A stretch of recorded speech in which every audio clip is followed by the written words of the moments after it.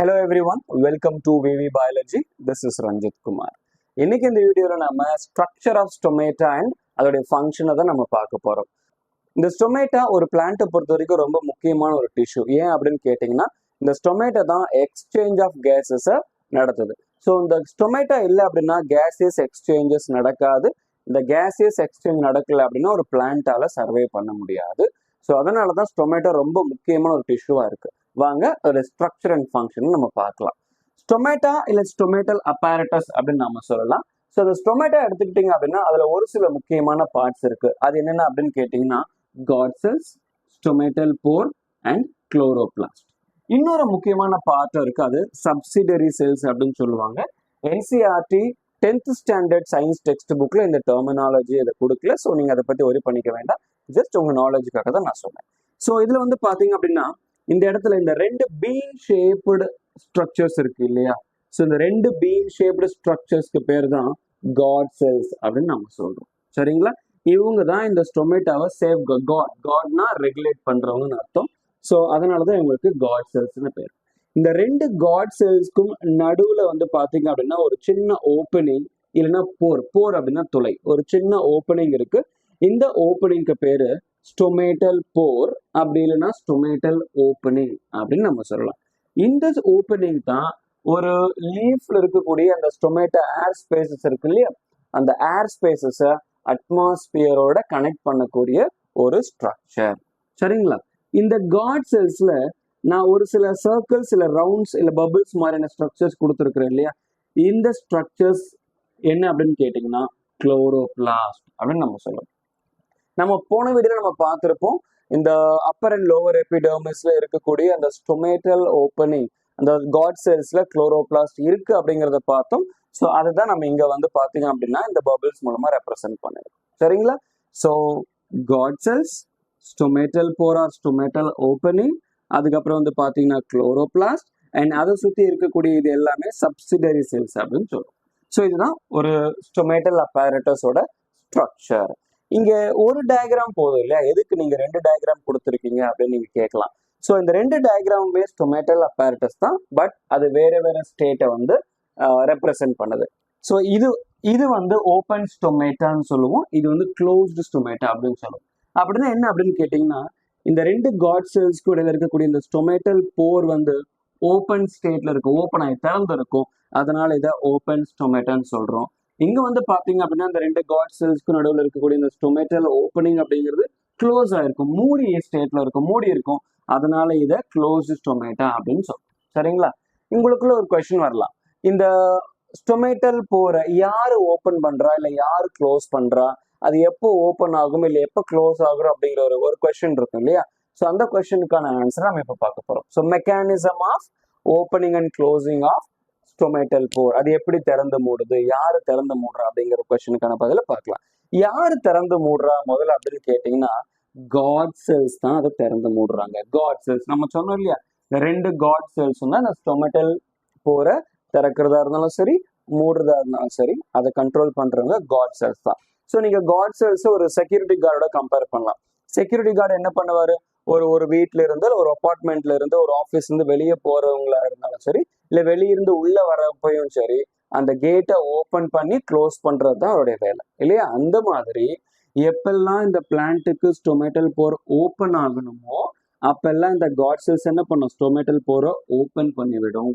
சரிங்களா? எப்பெல்லாம் பிளான்ட்டுக்கு God cells அந்த ஸ்டொமேட்டல் போர் மூடி இருக்கணுமோ அப்பெல்லாம் இந்த காட் செல்ஸ் அந்த ஸ்டொமேட்டல் போரை மூடி விட்டுரும். சரிங்களா? So opening and closing of the stomatal pore is regulated by God cells அப்படிங்கறத நல்லா புரிஞ்சுக்கோங்க. சரியா? சரி, யாரு ஓபன் பண்றாங்க க்ளோஸ் பண்றாங்க அப்படிங்கறத பார்த்துட்டோம். எப்படி ஓபன் பண்ணுது அப்படி க்ளோஸ் பண்ணுது அப்படிங்கறத நம்ம பார்க்கலாம். So the mechanism of opening and closing of stomatal pore.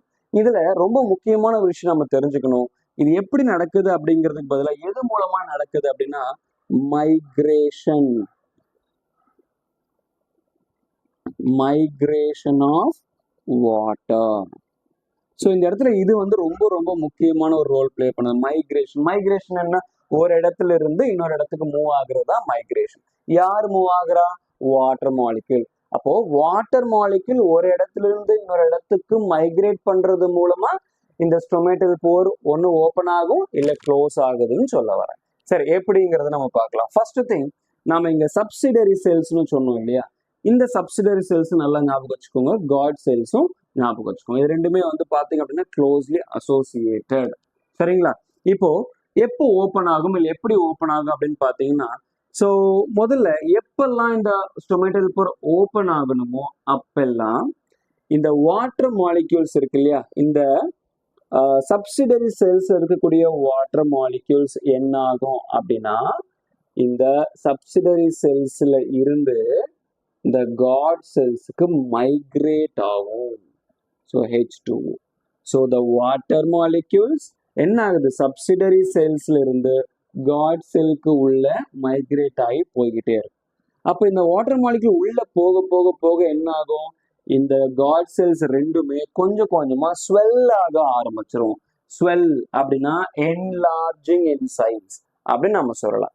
இப்படி என்லார்ஜ் ஆகுறதுனால அந்த செல்லுக்கு, காட் செல்ஸ்க்கு ஒரு டர்கிடிட்டி கிடைக்குது, டர்கிட் ப்ரெஷர் கிடைக்குது. டர்கிட் அப்படின்னா பிகமிங் ஸ்டிஃப் அப்படின்னு அர்த்தம். இப்போ ஒரு எக்ஸாம்பிளுக்கு சொல்லணும் அப்படின்னா, ஒரு பலூன் எடுத்துக்கோங்க, உள்ள காத்து இல்லாத போது அது ரொம்ப என்ன ஆகும்னா ஃபிளெக்சிபிளா இருக்கும். ஒரு பலூன் தொங்கி போயிருக்கும் இல்லையா, அதுல நீங்க காத்து உள்ள ஊத ஊத என்ன ஆகும், இட் என்லார்ஜஸ். உள்ள காத்து போக போக பலூன் என்லார்ஜ் இன் சைஸ், பெருசாகும். பெருசாக பெருசாக the membranes become stiff இல்லையா, அதுதான் டர்கிடிட்டி. ஸோ அதே மாதிரி தான் இந்த காட் செல்ஸ்குள்ள வாட்டர் மாலிக்யூல்ஸ் மைக்ரேட் ஆகி போக போக the god cells will enlarge, swell and it becomes turgid. So அதுக்கு அந்த டர்கிட் ப்ரெஷர் கிடைச்ச உடனே அது ஸ்டிஃப் ஆகிடும். ஸ்டிஃப் ஆகுறப்போ இந்த ரெண்டு காட் செல்ஸ்க்கும் நடுவில் இருக்கக்கூடிய இந்த போர் ஸ்பேஸ் வந்து அதிகமாகும். இதுதான் நாம ஓப்பனிங் ஆஃப் ஸ்டொமேட்டல் போர் அப்படின்னு சொல்லுவோம். ஸோ ஓப்பன் ஆனதுக்கு அப்புறமா இது வழியா எக்ஸ்சேஞ்ச் ஆஃப் கேசஸ் நடக்கும். இதுதான் ஓப்பன். சரி, எப்போ க்ளோஸ், சாரி எப்படி க்ளோஸ் ஆகுது அப்படின்னு கேட்டீங்கன்னா, சேம் மெக்கானிசம் தான், பட் ஆப்போசிட் டைரக்ஷன்ல நடக்க போகுது. ஸோ எப்பெல்லாம் இந்த ஸ்டொமேட்டல் போர் வந்து க்ளோஸ் ஆகணுமோ அப்பெல்லாம் என்ன ஆகும் அப்படின்னா, again the migration of water molecules தான், பட் இன் தி ஆப்போசிட் டைரக்ஷன்ல இது நடக்க போகுது. எப்படி? ஸோ முதல்ல இங்க வந்து இந்த சப்சிடரி செல்ஸ்ல இருந்து வாட்டர் மாலிக்யூல்ஸ் காட் செல்ஸ்க்கு உள்ள போச்சு, காட் செல்ஸ் ஸ்வெல் ஆச்சு, டர்கிட் ஆச்சு, ஸ்டொமேட்டல் போர் ஓப்பன் ஆச்சு. இந்த இடத்துல அப்படியே ரிவர்ஸ்ல நடக்க போகுது. ஸோ காட் செல்ஸ்ல இருந்து வாட்டர் மாலிக்யூல்ஸ் என்ன ஆகும், அப்படியே அந்த சப்சிடரி செல்ஸ் நோக்கி மைக்ரேட் ஆகும். ஸோ காட் செல்ஸ்ல இருந்து கொஞ்சம் கொஞ்சமா வாட்டர் மாலிக்யூல்ஸ் மைக்ரேட் ஆயிட்டு இந்த சப்சிடரி செல்ஸுக்குள்ள போகும். அப்போ கொஞ்சம் கொஞ்சமா வாட்டர் மாலிக்யூல்ஸ் காட் செல்ஸை விட்டு போக போக இந்த காட் செல்ஸோட டார்கெட் ப்ரெஷர் குறைஞ்சிரும். அப்ப அந்த ஸ்டிஃப்னஸ் குறைஞ்சிரும். குறைஞ்சதுக்கு அப்புறம் என்ன ஆகும், அது ஸ்ட்ரிங்க் ஆக ஆரம்பிச்சிடும், சுருங்க ஆரம்பிச்சிடும். ஸோ கொஞ்சம் கொஞ்சமா சுருங்கி என்ன ஆகும் அப்படின்னா அதோட மிடில் பார்ட்டுக்கு வந்துடும். அப்போ இந்த ஸ்டொமேட்டல் போர் இருக்குல்லையே, அந்த ஓப்பனிங் அதோட அளவு குறைஞ்சிரும். ஸோ ரொம்ப குட்டியாரும் இல்லை கம்ப்ளீட்டா மூடிடும். இதுதான் நம்ம க்ளோசிங் ஆஃப் ஸ்டொமேட்டா அப்படின்னு நாம சொல்றோம். இப்போ ஒரு பலூன் எடுத்துக்கோங்க, நல்லா காத்து ஊதுன ஒரு பலூன், உள்ள இருந்து காத்தை எடுத்து விட்டீங்கன்னா என்ன ஆகும், காத்து குறைய குறைய அந்த பலூன் கொஞ்சம் கொஞ்சமா சுருங்கிக்கிட்டே வந்து ஒரு பாயிண்ட்ல ரொம்ப சுருங்கிடும் இல்லையா, அது அந்த நாசில க்ளோஸ் பண்ணிடும். அந்த மாதிரி தான் வாட்டர் இந்த காட் செல்ஸ்ல இருந்து சப்சிடரி செல்ஸ்க்கு போக போக the god cells will shrink and இந்த shrink ஆகுறப்ப என்ன ஆகும்னா இந்த காட் செல்ஸ் அந்த ஸ்டொமேட்டல் போரை க்ளோஸ் பண்ணிடும். ஸோ இப்படிதான் இந்த காட் செல்ஸ் இந்த ஸ்டொமேட்டல் போரோட ஓப்பனிங் அண்ட் க்ளோசிங்கை ரெகுலேட் பண்ணுது.